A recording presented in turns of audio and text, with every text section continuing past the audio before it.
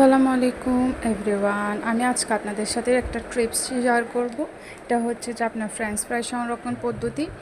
আমি এখানে প্রথমে হচ্ছে আলুগুলো কেটে নিলাম, তারপরে একটা গরম পানি নিয়ে ওখানে পানি নিয়ে সামান্য পরিমাণ আপনার লবণ আর সামান্য পরিমাণ হলুদ দিয়ে আমি হচ্ছে যে পানিটা বসিয়ে দিলাম। তারপর ওখানের মধ্যে অল্প অল্প করে ফ্রেঞ্চ ফ্রাইগুলো দিয়ে দিব।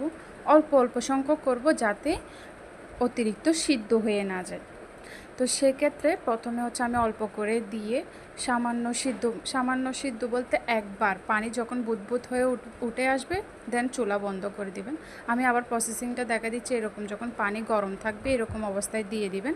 দেন হচ্ছে আপনারা পানি যখন উবাল হয়ে আসবে তখন হচ্ছে ফ্রেঞ্চ ফ্রাইগুলো নিয়ে সুন্দর করে একটা পেপারে বিছিয়ে দিবেন। বিছিয়ে দেওয়ার পর সুন্দর করে পানি যাতে একদমই না থাকে ওই রকম করে আপনারা দিয়ে দিবেন। আমরা যে টেবিলের মধ্যে দিয়ে দিলাম পেপার বিছিয়ে, যাতে পেপারে পানিগুলো শুকিয়ে নেয় আর যে আপনার আলুগুলো মানে ফ্রেঞ্চ ফ্রাইগুলো একদম ঝরঝরা হয়ে যায়, যাতে একটার সাথে একটা লেগে না যায়।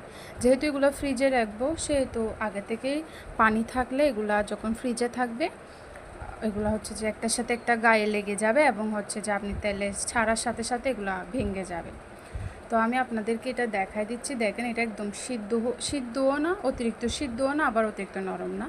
এমনভাবে সিদ্ধ করেছে মানে একবার উবাল হয়ে উঠে আসে পানি নিয়ে নিলে এরকমই থাকবে, একদম নরমও হয়ে যাবে, ভাঙবেও না, কিন্তু ভিতরে সিদ্ধ থাকবে। তো সেক্ষেত্রে এটাই যে টিপস, যে যাতে উপরে শক্ত থাকে ভিতরে একদম নরম হয়ে যায় তেলে দেওয়ার পরে, যাতে এটা সম্পূর্ণভাবে একদম ফ্রেঞ্চ ফ্রাই যাতে সাথে সাথে বানাইছে এরকম ফ্রেঞ্চ ফ্রাই লাগে।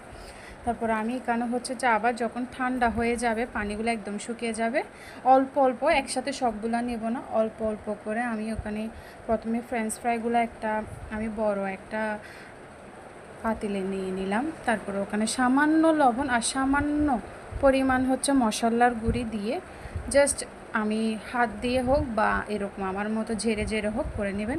তারপরে আবার রেখে দিবেন ড্রাই হওয়ার জন্য। যখন একদম পানি ঝরঝরা হয়ে যাবে মশলাগুলো আপনার ফ্রেঞ্চ ফ্রাইয়ের গায়ে গায়ে লেগে যাবে, দেন আপনারা এটা যে আপনারা ফ্রিজে রেখে দিতে পারবেন, পলি করে হোক বা আপনার কোনো বাটি।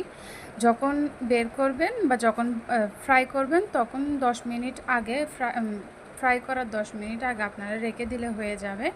তারপরে নিয়ে আপনারা ফ্রাই করে ফেলতে পারবেন, একদম মচমচ হবে। সাথে যদি কর্নফ্লাওয়ার দেন একদমই বোঝা যাবে না যে এগুলো আগে থেকে তৈরি করে রেখে দিলাম, এই আর কি।